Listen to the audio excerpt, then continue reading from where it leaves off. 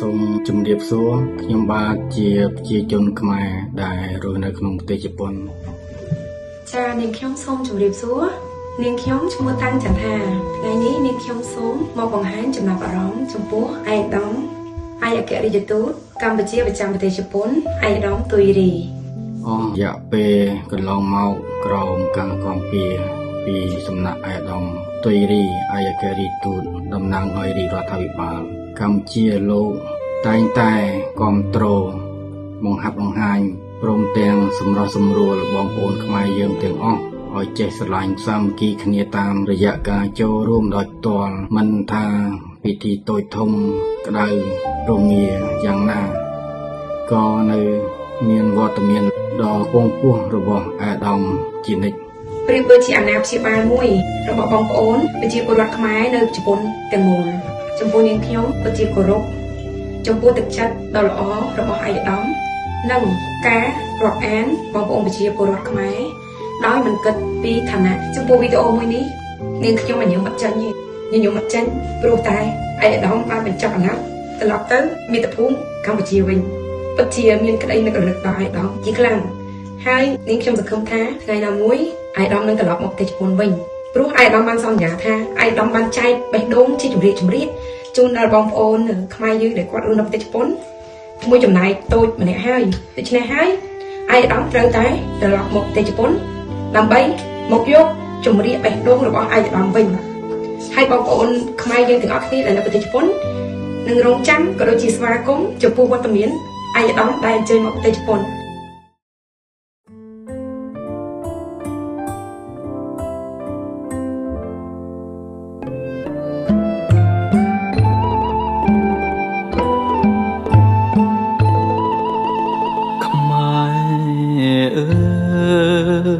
ចូ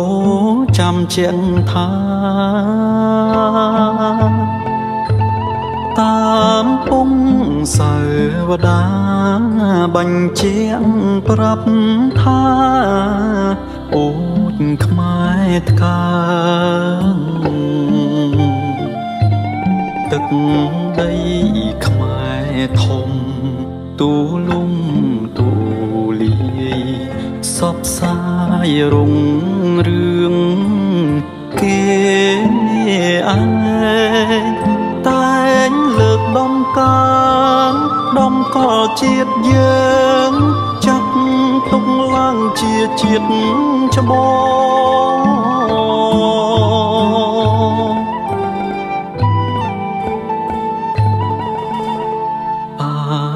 រយ៉ាងធោខ្ពង់ខ្ពស់ឆើតឆាយបានចេញផ្សព្វផ្សាយគ្រប់ទិសទាំងឡាយចុងបូពីសាសនាសិល្បៈចម្លាក់វិចិត្រគុំនិតសិក្សាតន្ត្រីទស្សនវិជ្ជាព្រះពុទ្ធសាសនាជាគោលការណ៍ដែលខ្មែរផ្សាយទៅ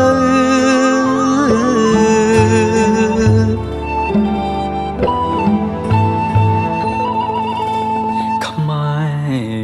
រអើយចូលស្ដាប់សាវតាដែលបានចរចាបញ្ជាក់ប្រាប់ថាពូជខ្មែរថ្កើងតាំងចិត្តឲ្យមួមខិតខំប្រឹងវិញបញ្ចេញបំកើងបំ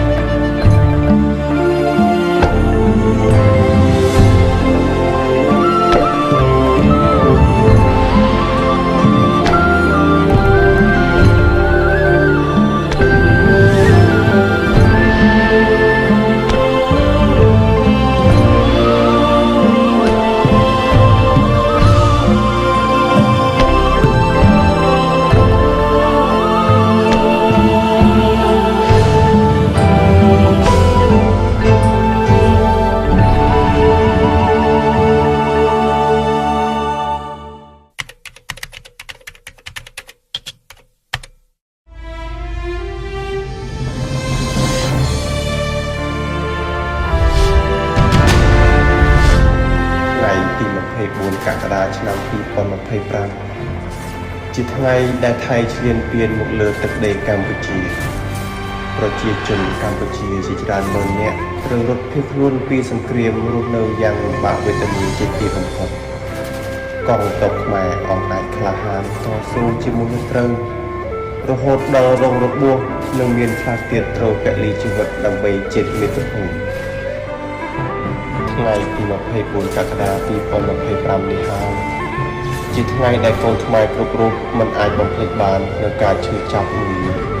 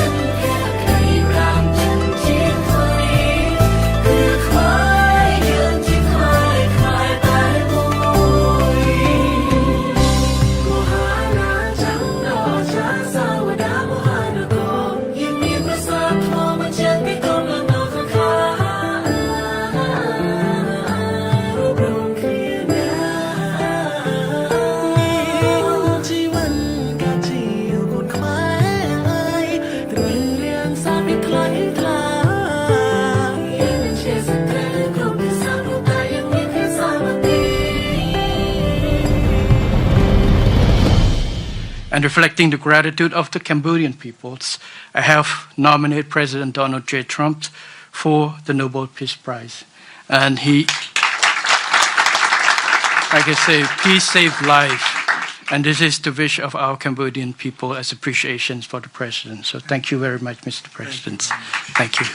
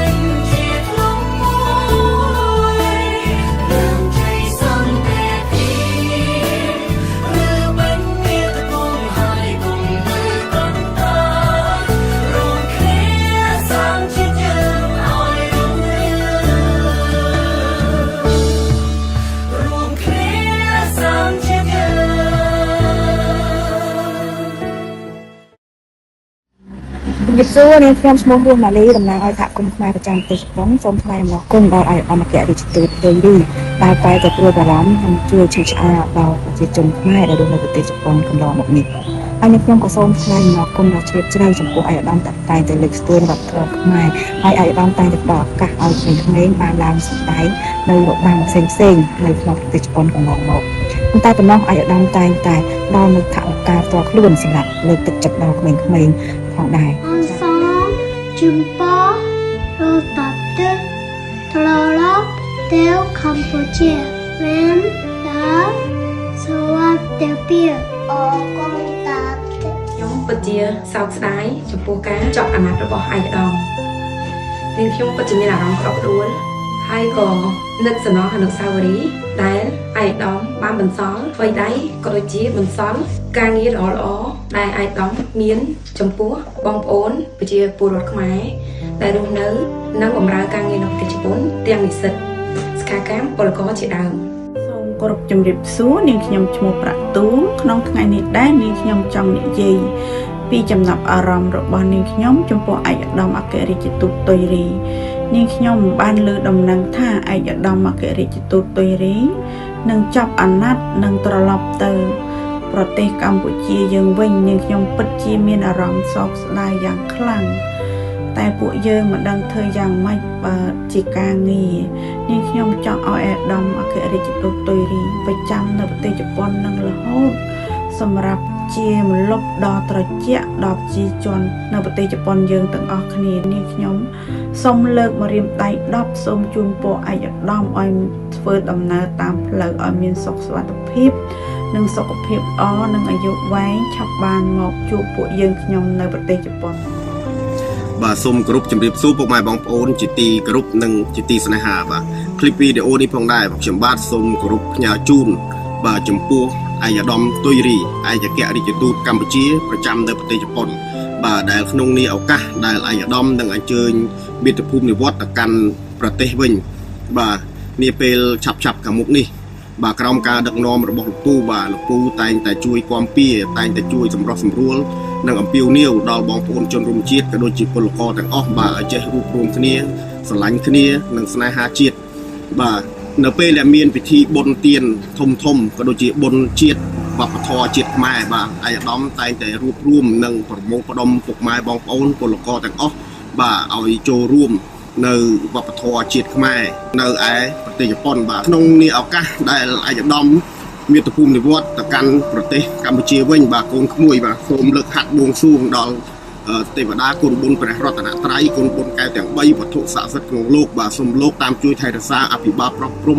សព្វសាធុការពរជ័យសិរីសួស្តីវិបុលសុខរូបជូនចំពោះលោកពូឯកអគ្គរដ្ឋទូតបាទសូមលោកពូបាទបានជួបនៅពុទ្ធពរដ៏ឧត្តមឧត្តមថ្លៃថ្លា4ប្រការគឺអាយុវណ្ណៈសុខៈនិងពលៈជានិច្ចនិរន្តរ៍ កំបីគ្លៀងគ្លាតឡើយបាទសូមអរគុណសូមគោរពលាបាទ ខ្ញុំបានក៏សូមជូនពរអាដាមឯកអគ្គរដ្ឋទូតក្នុងដំណើរមាតុភូមិនិវត្តន៍ប្រកបតែ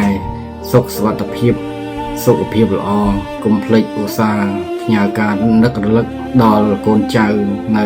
ប្រទេសជប៉ុននេះផងខ្ញុំបានសូមបួងសួងវត្ថុស័ក្តិសិទ្ធិក្នុងលោក សូមថែសារលោកឲ្យបានសុខសប្បាយសុខសុវត្ថិភាពអាយុវណ្ណៈសុខៈពលៈកុំបីឃ្លៀងឃ្លៀងឡើយសូមអរគុណ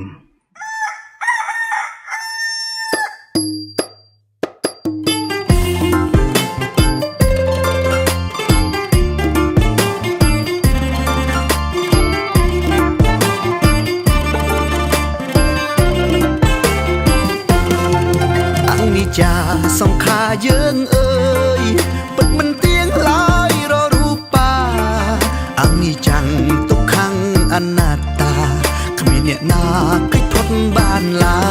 យតើ10ឆ្នាំមានប៉ុន្មានដងបាទជាសៅមកចង់ពៀគ្នាស្អប់គុំគួនជ្រណែននឹងទាពេលវេលាមិនចាំយើងឡើយ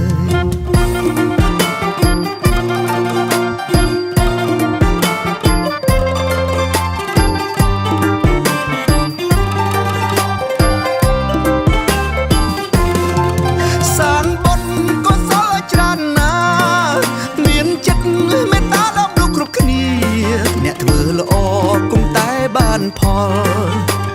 សលនឹងនាំដល់ឋានសួគ៌មានប៉ុណ្ណាយកទៅមិនបានទេព្រោះចុងក្រោយទៅខ្លួនលោទេមានរូបបាំងទុកខឹងអិនលហើយតើសល់ពេលប៉ុន្មានទៀតទៅពុនធាំងសារណងកច្ឆាមីធម្មងសារណងកច្ឆាមីសងធាំងសារណងកច្ឆាមីបុណ្យកុសលនឹងនាំដល់ឋានសួគ៌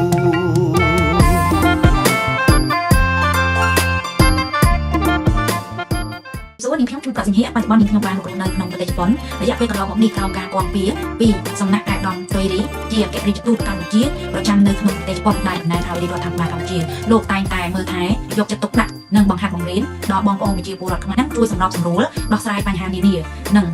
បង្រួមឲ្យបងប្អូនខ្មែរយើងចេះស្រឡាញ់គ្នាសាមគ្គីគ្នាជាធ្លុងតែមួយវត្តមានរបស់លោកតែងតែចូលរួមគ្រប់កម្មវិធីមិនថាតូចមិនថាធំមិនថាក្តៅមិនថារងាទេលោកតែងតែមានវត្តមាននៅជាមួយបងប្អូនខ្មែរជានិច្ចនាងខ្ញុំសូមគោរពជូនពរក្នុងការធ្វើដំណើរវិលត្រឡប់ទៅមាតុភូមិនៃវត្តប្រកបដោយសុខសុវត្ថិភាពនិងជូនពរឲ្យលោកពូមានសុខភាពល្អកម្លាំងមាំមួនហើយជាពិសេសកុំភ្លេចអនុស្សាវរីយ៍ជាមួយបងប្អូនជាពលរដ្ឋខ្មែរដែលរស់នៅក្នុងប្រទេសជប៉ុនដោយសារពួកខ្ញុំទាំងអស់គ្នាបានទទួលក្តីស្រឡាញ់ពីអគ្គរដ្ឋទូតដោយមានការយកចិត្តទុកដាក់មិនប្រកាន់ពីឋានៈបុណ្យស័ក្តិអីទេលោកតែងតែផ្ដល់ភាពកក់ក្ដៅប្រៀបដូចជាឪពុកម្ដាយដែលដូចកូនរស់នៅឆ្ងាយមានលោកជាតំណាងឲ្យឪពុកម្ដាយតែងតែយកចិត្តទុកដាក់នៅរាល់ពេលដែលមានបញ្ហាណាមួយដែលត្រូវតែពឹងឲ្យគាត់ជួយគាត់តែងតែជួយសម្របសម្រួលគ្រប់បញ្ហាទាំងអស់ហើយជាពិសេសរយៈពេលដែលថៃបានឈ្លានពានមកលើប្រទេសកម្ពុជាយើងលោកក៏មានការសហការនិងជាមួយបងប្អូនខ្មែរយើងបានពំនាំថវិការបស់បងប្អូនប្រជាពលរដ្ឋខ្មែរដែលរស់នៅនិងធ្វើការក្នុងប្រទេសជប៉ុនយកទៅជូនដល់បងប្អូនប្រជាពលរដ្ឋខ្មែរភាគសឹកយកទៅដល់វិរៈកងទ័ពរបស់យើងដែលសម្ដែងពីការដឹងគុណដែលវិរៈកងទ័ពយើងបានលះបង់ការពារបូរណភាពទឹកដីជាការបង្ហាញហើយជាអនុស្សាវរីយ៍របស់ប្រជាពលរដ្ឋខ្មែរដែលមានភាពដិតដាមកក់ក្ដៅខ្លាំងបំផុតនៅពេលដែលប្រទេសយើងមានទុក្ខលំបាកលោកតែងតែយកចិត្តទុកដាក់ជាមួយបងប្អូនប្រជាពលរដ្ឋខ្មែរទៅលើប្រទេសខ្លួនឯងទោះបីពួកខ្ញុំមករស់នៅក្នុងប្រទេសគេក៏ប៉ុន្តែក៏ប៉ុន្តែនៅពេលដែលប្រទេសជាតិយើងមានបញ្ហាណាមួយត្រូវការកម្លាំងសាមគ្គីពីប្រជាពលរដ្ឋខ្មែរដែលរស់នៅក្រៅប្រទេសនេះពួកខ្ញុំទាំងអស់គ្នាតែងតែសហការរួបរวมសាមគ្គីគ្នាជាក្រុមតែមួយជាមួយរដ្ឋាភិបាលដើម្បីចង់ឲ្យប្រទេសជាតិយើងនឹងរីកចម្រើនហើយខ្ញុំអត់មានអីច្រើនទេនាងខ្ញុំមានតែពាក្យជូនពរទៅដល់ឯកបងទូតនិងឱកាសក្រោយប្រកាសជាសង្ឃឹមថានឹងបានជួបគ្នាហើយនឹងអាចសង្ឃឹមថាឃើញវត្តមានរបស់លោកមកនៅក្នុងប្រទេសជប៉ុនម្ដងទៀតព្រោះសារពួកខ្ញុំពេលដែលមានលោកតំណាងឲ្យរដ្ឋាភិបាលពួកខ្ញុំតបដែរបាទជំរាបសួរបងប្អូនទាំងគ្នាខ្ញុំបានពិរិតហើយខ្ញុំជាប្រជាពលរដ្ឋខ្មែរមួយរូបដែលកំពុងតែរស់នៅក្នុងប្រទេសជប៉ុនរយៈពេលកន្លងមកក្រោមការគាំពារពីសំណាក់ឯកឧត្តមអគ្គរដ្ឋទូតគឺឯកឧត្តមទុយរីតំណាងឲ្យរដ្ឋាភិបាលកម្ពុជាគឺលោកតែងតែមើលថែនិងយកចិត្តទុកដាក់ប្រកបដោយព្រហ្មវិហារធម៌ចំពោះប្រជាពលរដ្ឋខ្មែរទាំងអស់ដែលកំពុងតែរស់នៅក្នុងប្រទេសជប៉ុនហើយលោកតែងតែបង្ហាត់បង្ហាញព្រមទាំងសម្របសម្រួលបងប្អូនខ្មែរទាំងអស់គ្នាឲ្យចេះស្រឡាញ់គ្នានិងរួបរวมសាមគ្គីជាធ្លុងមួយដើម្បីឲ្យប្រទេសជាតិយើងមានការរីកចម្រើននិងផ្សព្វផ្សាយពីអំពើល្អរបស់ប្រទេសកម្ពុជាយើងទៅកាន់ពិភពលោកផងដែរហើយម្យ៉ាងវិញទៀតនោះគឺលោកតែងតែចូលរួមជាមួយនឹងបងប្អូនប្រជាពលរដ្ឋខ្មែរនៅក្នុងប្រទេសជប៉ុនមិនថាជាពិធីការឬមួយក៏ពិធីតូចធំបែបណាទេគឺលោកមិនដែលខ្វល់ពីថាក្តៅរងាឬយ៉ាងណាក៏ដោយគឺលោកតែងតែមានវត្តមានដ៏ខ្ពង់ខ្ពស់នៅក្នុងកម្មវិធីនេះជានិច្ចហើយជាចុងក្រោយខ្ញុំបាទសូមគោរពជូនពរនិងអរគុណយ៉ាងខ្លាំងចំពោះឯកឧត្តមអគ្គរដ្ឋទូតគឺឯកឧត្តមទុយរីនៅក្នុងដំណើរមាតុភូមិនិវត្តន៍គឺប្រកបទៅដោយសុខសុវត្ថិភាពនិងសុខភាពល្អហើយបើសិនជាមានពេលសូមឲ្យលោកអញ្ជើញមកលេងនៅប្រទេសជប៉ុនដើម្បីជួបសំណាក់សំណាលជាមួយនឹងបងប្អូនខ្មែរដែលកំពុងតែរស់នៅក្នុងប្រទេសផងបាទសូមអរគុណសួរឯកឧត្តមខ្ញុំចាប់ឈ្មោះចាប់ច័ន្ទប៉ាស៊ូបានស្គាល់ឯកឧត្តមខ្ញុំសប្បាយចិត្តបានឯកឧត្តមណែនាំពួកខ្ញុំឲ្យចេះស្រឡាញ់គ្នាឲ្យចេះសាមគ្គីពេលទៅវត្ត3ដងលើកនេះខ្ញុំបានជួបឯកឧត្តមរីករាយហើយចូលចិត្តឲ្យក្នុងវត្តមានធ្វើអីសាងអីល្អបិទជារូបជាអីឥឡូវនៅបិតាធំក៏ឯកឧត្តមមានយោបល់ឲ្យធ្វើរបងដាក់ឈ្មោះខ្ញុំពេញចិត្តណាស់ឯកឧត្តមទៅថាវត្តនីមួយៗគឺស្អាតខុសពីមុនចាទោះបីឯកឧត្តមត្រឡប់ទៅវិញក៏ដោយប៉ុន្តែឯកឧត្តមបានបន្សល់នៅអនុស្សាវរីយ៍ជាច្រើនជាពិសេសដែលចងចាំជាងគេគឺក្នុងវត្តមាន3វត្តបេដាធំវត្តសាមគ្គីនិងវត្តរតនរាំងសីចាពេលដែលជួបម្ដងគឺខ្ញុំឃើញផ្លែករហូតក្នុងវត្តហើយមានការជួបជុំគ្នារីករាយសប្បាយហើយយើងញ៉ាំបាយជាមួយគ្នាជាមួយឯកឧត្តមនិងអ្នកធ្វើការជាមួយឯកឧត្តមគឺជាមនុស្សសិតតែមនុស្សល្អមនុស្សគួរឲ្យចូលចិត្តគួរឲ្យគោរពហើយពួកខ្ញុំនឹងរៀនធ្វើតម្រាប់តាមជាមនុស្សល្អជាពលរដ្ឋល្អតាមឯកឧត្តមពិតជាសូមអរគុណឯកឧត្តមដែលបាននៅប្រទេសជប៉ុន4ឆ្នាំហើយមិនអាចបំភ្លេចបាននៅអនុស្សាវរីយ៍ដ៏ល្អសូមអរគុណឯកឧត្តម ឲ្យត្រឡប់ទៅវិញមានសុខភាពល្អសំណាងល្អជួបតែរឿងល្អល្អមានបុណ្យស័ក្តិកាន់តែខ្ពស់ល្អជាងនឹងទៅទៀតជួបតែមនុស្សល្អនៅជុំវិញឯកឧត្តម គ្រប់ទីរិសួរនាងខ្ញុំជាប្រជាពលរដ្ឋខ្មែរដែលរស់នៅក្នុងប្រទេសជប៉ុនរយៈពេលកន្លងមកក្រោមការគាំពៀពីសំណាក់ឯកឧត្តមទុយរីអគ្គរដ្ឋទូតតំណាងរដ្ឋាភិបាលកម្ពុជាលោកតែងតែមើលថែគ្រប់គ្រងនិងបង្ហាញព្រមទាំងសម្រាប់ទៅបងប្អូនខ្មែរយើងទាំងអស់ឲ្យចេះស្រឡាញ់រួបរวมសាមគ្គីគ្នាតាមរយៈការចូលរួមផ្ទាល់មិនថាកម្មវិធីតូចឬកម្មវិធីធំលោកតែងតែផ្ដល់ឱកាសតែងតែផ្ដល់ពេលវេលាដែលមានតម្លៃសម្រាប់លោកដល់ប្រជាពលរដ្ឋយើងចា៎នឹងភាពកក់ក្ដៅយ៉ាងខ្លាំងចំពោះប្រជាពលរដ្ឋដែលរស់នៅក្នុងប្រទេសជប៉ុនចា៎ដូច្នេះទន្ទឹមរយៈពេលដែលលោកមកកាន់តំណែងនៅប្រទេសជប៉ុនជាអគ្គរដ្ឋទូតនេះខ្ញុំបានចូលរួមធ្វើការយ៉ាងសប្បាយស្វែងជាមួយនឹងលោកចា៎ទន្ទឹមពីនោះខ្ញុំក៏មានការអន់សម្ព័ន្ធចិត្តទៅលើលោកខ្លះៗដែរថាការងារមិនអាចត្រូវសម្រុងត្រូវគ្នាបានពេលខ្លះខ្ញុំក៏អន់ចិត្តពេលខ្លះខ្ញុំក៏រៀងខឹងនឹងឯកឧត្តមដែរប៉ុន្តែជាការងារមួយដែលថាបទពិសោធន៍របស់នាងខ្ញុំដែលធ្វើការជាមួយឯកឧត្តមចា៎ខ្ញុំសូមសំខាន់តែអភ័យទោសទៅឯកឧត្តមដែរដែលនាងខ្ញុំខឹងលោកដែរដែលលោកអត់ដឹងចា៎ទន្ទឹមពីនេះចាស់ទីបញ្ចប់នេះខ្ញុំជូនពរដល់ឯកឧត្តមដែលលោកនឹងធ្វើដំណើរទៅមាតុភូមិនិវត្តន៍នាខាងមុខនេះចា៎សូមប្រកបដោយសុខសុវត្ថិភាពនិងជោគជ័យគ្រប់ភារកិច្ចសូមគោរពជម្រាបលាសូមអរគុណ ទាំងសារណងកឆាមីធម្មនឹងសារណងកឆាមីសងទាំងសារណងកឆាមីបុណ្យកុសលនឹងនាំដល់ឋានសួគ៌ពុនទាំងសារណងកឆាមីធម្មនឹងសារណងកឆាមីសងទាំងសារណងកឆាមីបុណ្យកុសលនឹងនាំដល់ឋានសួគ៌ពុនទាំងសារណងកឆាមីធម្មនឹងសារណងកឆាមីសងទាំងសារណងកឆាមីបុណ្យកុស